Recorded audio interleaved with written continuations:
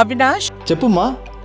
దగ్గరలో ఉన్న మెడ్ప్లస్ కు వెళ్ళి మెడ్ప్లస్ బ్రాండ్ మెడిసిన్స్ అని అడిగి కొనుక్కునరా. అక్కడ 50 to 80% తగ్గింపుకు వస్తుంది. మీరు తీసుకునే అదే మందులు, అదే నాణ్యమైన మందులు, కానీ సగం ధరకే.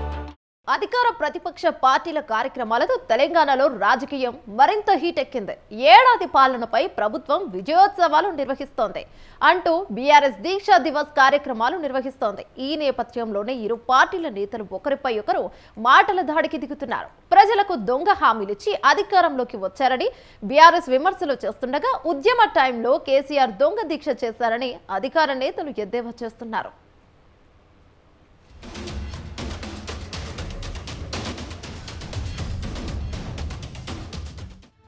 కరీంనగర్ జిల్లా అలగనూరు దీక్షా దివాస్ కార్యక్రమంలో కాంగ్రెస్ ప్రభుత్వంపై బీఆర్ఎస్ వర్కింగ్ ప్రెసిడెంట్ కేటీఆర్ తీవ్ర విమర్శలు చేశారు. 6 గ్యారంటీలు, 420 హామీలు ఇచ్చి అరచేతిలో వైకుంఠం చూపించారని కాంగ్రెస్ ప్రభుత్వంపై మండిపడ్డారు. దొంగ మాటలతో గెలవచ్చు గాని ఏ రోజుకైనా తెలంగాణ చరిత్ర రాసిన రోజు కేసీఆర్ హిమాలయ పర్వతమంత ఎత్తులో ఉంటారని చెప్పారు. ఆ రోజు రేవంత్ కనీసం ఆయన కాలి గోటికి కూడా సరిపోని పాత్రలో ఉంటారనేది అక్షర సత్యమని చెప్పారు. ఏడాది పాలనపై ప్రజలు ఏమనుకుంటున్నారో తెలుసుకునేందుకు రాష్ట్రంలోని ఏ ఊరికైనా, ఏ తండాకైనా, ఏ బస్తీకైనా వెళ్లమని సవాల్ విసిరారు. నువ్వు ఇవాళ అరిచేతుల వైకుంఠం చూపెట్టి 6 గ్యారెంటీలు అని చెప్పి 420 హామీలు ఇచ్చి దొంగ మాటలు, నంగనాచి కబుర్లు చెప్పి ఇవాళ నువ్వు గెలవచ్చు. కానీ ఒక్కటి మాత్రం వాస్తవం బిడ్డ, ఏ రోజుకైనా ఏనాటికైనా తెలంగాణ చరిత్ర రాసిన రోజు కేసీఆర్ గారు హిమాలయాల పర్వతమంతా ఎత్తున ఉంటే కనీసం నువ్వు ఆయన కాలి గోరికి కూడా సరిపోని పాత్రలో ఉంటావనేది అక్షర సత్యం. ఇది ఈరోజు తెలంగాణ సంవత్సరం పరిపాలన. ఇంకా ఈ పాటి పరిపాలన కట విజయోత్సవాలట, విజయోత్సవాలు. పోలీసు వాళ్ళు లేకుండా పోతే ఈ బలగొట్టి ఎక్కడికక్కడ ఊళ్ళో తన్ని పంపించినట్టున్నారు. ఇది వాస్తవం. తెలంగాణ ఉద్యమంలో కేసీఆర్ కృషి అనన్య సామాన్యమైందని కేటీఆర్ కొనియాడారు. ఆయన పదవులు ఆశించకుండా తెలంగాణ కోసం కృషి చేశారని తెలిపారు. కేసీఆర్ అనేది పేరు కాదు, తెలంగాణ పోరని పేర్కొన్నారు. ఆయన పోరాటంతోనే తెలంగాణ సాధించామని తెలిపారు. ఆనాడు ఉద్యమంలో అడ్రస్ లేని వాళ్ళు ఇవాళ తెలంగాణ గురించి మాట్లాడుతున్నారని విమర్శించారు. ఆనాడు ఉద్యమంలో తుపాకీ తీసుకొచ్చిన వాళ్ళు ఇవాళ మాట్లాడుతున్నారని రేవంత్ రెడ్డిపై ఆగ్రహం వ్యక్తం చేశారు.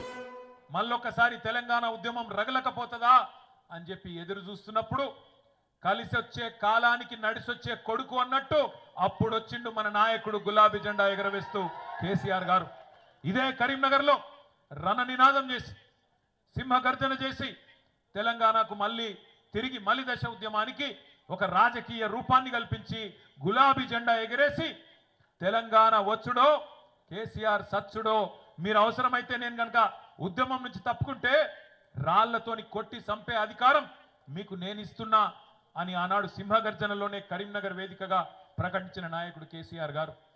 పదవీ త్యాగంతో పార్టీని ప్రారంభించి ప్రాణ త్యాగానికి సిద్ధపడి రాష్ట్రాన్ని సాధించిన మహానాయకుడు తెలంగాణలో కేసీఆర్ గారు మాత్రమే అనే మాట ఒకసారి నేను మీకు గుర్తు చేస్తా ఉన్నా.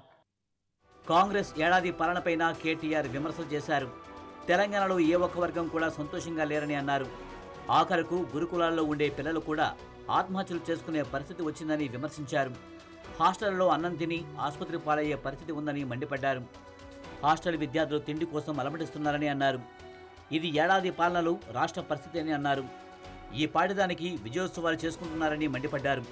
వచ్చే 4 ఏళ్లు ప్రజల పక్షాన ఉద్యమిద్దామని బీఆర్ఎస్ శ్రేణులకు కేటీఆర్ పిలుపునిచ్చారు. కాంగ్రెస్ ఇచ్చిన హామీలు అమలయ్యే వరకు పోరాటం కొనసాగిస్తామని స్పష్టం చేశారు. ప్రజలకు బీఆర్ఎస్ అండగా ఉంటుందని తెలిపారు. కాంగ్రెస్ పార్టీ వికృత స్వరూపం వల్ల, ఇచ్చిన మాట నిలబెట్టుకునే తత్వం లేకపోవడం వల్ల 100 మంది పిల్లలు, ఒకరు కాదు, ఇద్దరు కాదు, మళ్ళీ 2009 నుంచి 2014 వరకు ఇషాన్ రెడ్డి, సువర్ణ, సిరిపురం యాదయ్య, వేణుగోపాల్ రెడ్డి, ఒకరు కాదు 100 మంది పిల్లలు. ఇవాళ నాకు గుర్తొచ్చిన 4-5 పేర్లు నేను చెప్తున్న గంతే. 100 మంది ఆత్మ బలిదానాలు చేసుకున్న పరిస్థితి. సిద్దిపేట దీక్షలో బీఆర్ఎస్ ఎమ్మెల్యే హరీష్ రావు సైతం సీఎం రేవంత్ రెడ్డిపై తీవ్ర విమర్శలు చేశారు. రేవంత్ ఏనాడైనా జై తెలంగాణ అన్నారా అని నిలదీశారు. ఆయనపై ఒక్క ఉద్యమ కేసైనా ఉందా అని అడిగారు. తమ మీద 100 కేసులు నమోదు చేశారని తెలిపారు. ఇచ్చిన తెలంగాణ ప్రకటనను కాంగ్రెస్ సర్కార్ వెనక్కి తీసుకున్నప్పుడు ఉద్యమం ఉవ్వెత్తున మొదలైందన్నారు. అప్పుడు ఎమ్మెల్యేలంతా రాజీనామా చేయాలని తెలంగాణ ప్రజలు డిమాండ్ చేశారని గుర్తు చేశారు.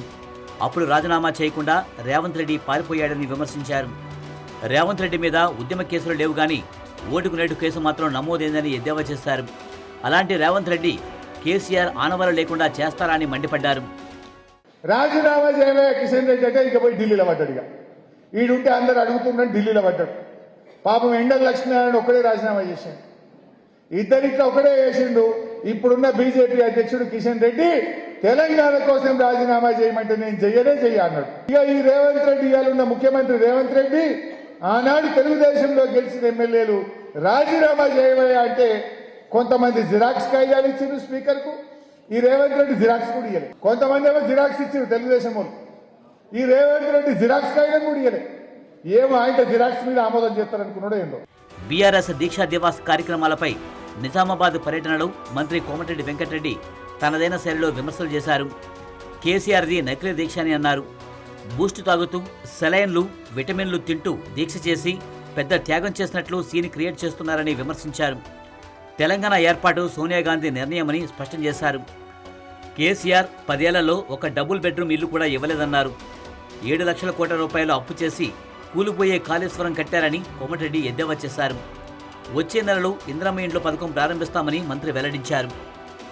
9 ఏళ్లలో ఒక ఇల్లు కట్టలేనోడు, ఒక పేదవారి గురించి ఆలోచించేవాడు, అసలు తెలంగాణ రాజ్యానికి, తెలంగాణ రాష్ట్రం వస్తానికి కేసీఆర్ సంబంధమే లేదు.